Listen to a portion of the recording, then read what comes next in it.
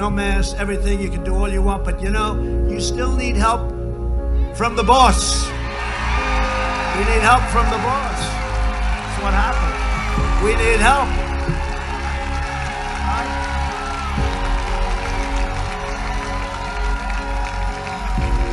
Yeah, we need help. It's all right to say it. Now, they'll criticize me for that. How dare he say that?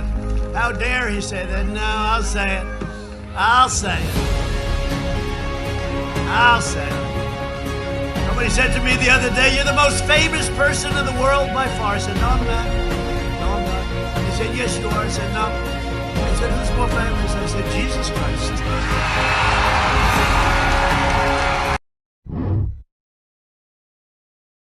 Tingnan niyo yung katabi niyo. Alam niyo dahil hindi siya kay Jesus, etong pupuntahan niya. Sa mga duwag, sa mga taksil, sa mga karumal-dumal, sa mga mamamatay tao, sa mga immoral na tao, mga mangkukulang, mga sumasamba sa Diyos-Diyosan, at lahat ng sinungaling. Na huwag natin pag-usapan ibang kasalanan.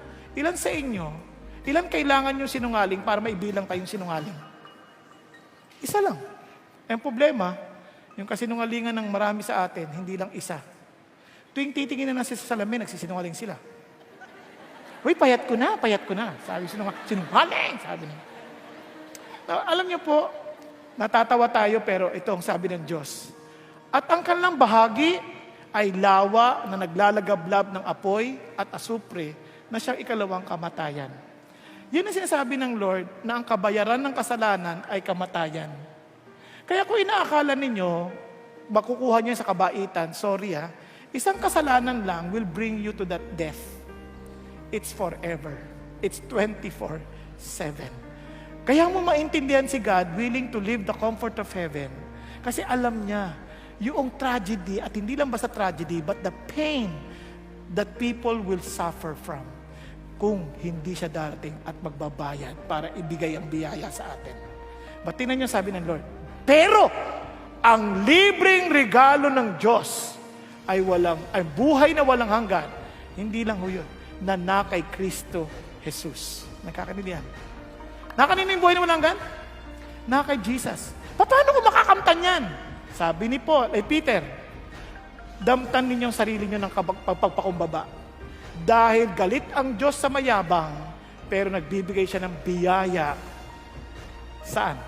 Sa mga mapagpakumbaba. Ano mapagpakumbaba? Kilalanin mo na hindi ikaw, hindi mo kaya. Doon ka tumingin kay Jesus. Nagkakaintindihan na tayo? Wala kang kabaitan para maging qualified sa langit. Kaya naman itong mga taon to, dahil alam kong sa langit naman ako pupunta, handa na ako mamatay. Pagsisilbihan ko ang Diyos, total sa langit naman ako pupunta. Hindi masasayang ang lahat ng aking pinagpapagal. Nagkakaintindihan tayo? Kaya ang mga Christian noon, hindi takot mamatay. Ang Christian ngayon, takot mamatay dahil hindi lang naintindihan ang totoong Kristyanismo na nabubuhay sa biyaya ng Diyos. Sino dito ang sinungaling na? Sinungaling? Yung hindi nagtaas ang kamay, mga sinungaling. We are all liars, come on. Nobody here is exempted from lying. All of us lied. Tama? And alam niyo ba, because you lied, you will all of us will go to hell because we lied. Nagkakaintindihan? And sabi ng Lord, but because you came to me, I will now take that evidence of your lying and nailed it on the cross. Pak! Wala nang ebidensya. And sabi niya, ilan sa inyo nagnakaw na? Ito yung ebidensya ng pagnanakaw mo. Pak! Ilan sa inyo nangalunya? Huwag ka magtaas ang kamay, katabi mo asawa mo. Ito yung ebidensya. Pak! Ano sinasabi ng Lord? Having nailed it to the cross. Sabi ng Lord, wala nang ebidensya. You are forgiven. There I was, standing shamefully in a courtroom, surrounded by demons on my left and angels on my right. Satan as the persecutor, holding millions of records about my life, and God sitting on a throne with a mighty gavel in his hand. I had no lawyer.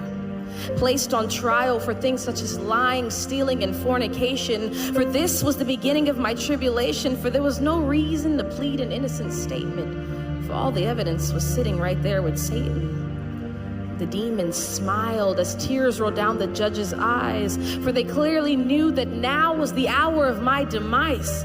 But wait.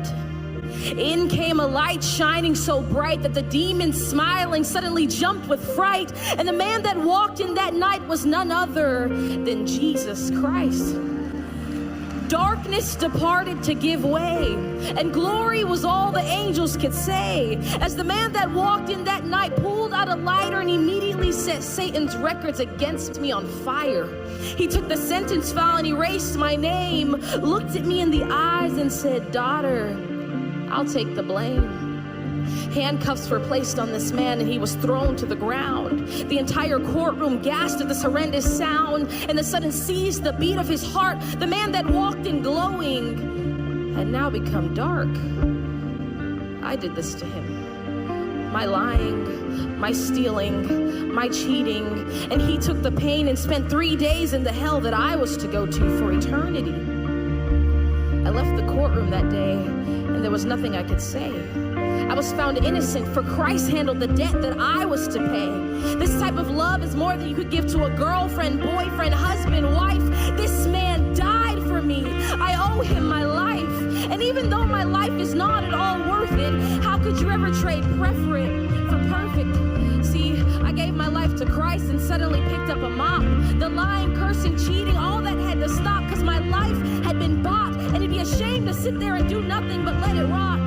I'm not perfect, and the will to sin hasn't completely diminished from my life. But I believe Jesus' words when he died for me on that cross. It is finished. Just listen. If you're a Christian, this message could change your life. You know, in the book of Revelations, there's a list of people that won't go to heaven. And on this list, there's all types of people that you might expect to be on there. There's the sexually immoral, the thief, the liar. But there's one person on this list that I never really noticed, I never thought about, and that person is the coward. God says the coward will not inherit the kingdom of heaven. And I started to think about my own life, and I started to realize I'm a coward. When was the last time I just went up to someone and shared the gospel with them? I don't know. I don't do that because I'm scared. I'm a coward. I'm scared of what people are going to say about me. And, you know, I think that's a lot of Christians. We say, oh, I'm unashamed of Jesus. But then when it comes time to actually share the gospel, we don't do it. We cower away because we're not brave. A brave person isn't someone who's not scared. A brave person is someone who's scared but does it anyway. My prayer tonight is that Christ gives me the strength to do it anyway.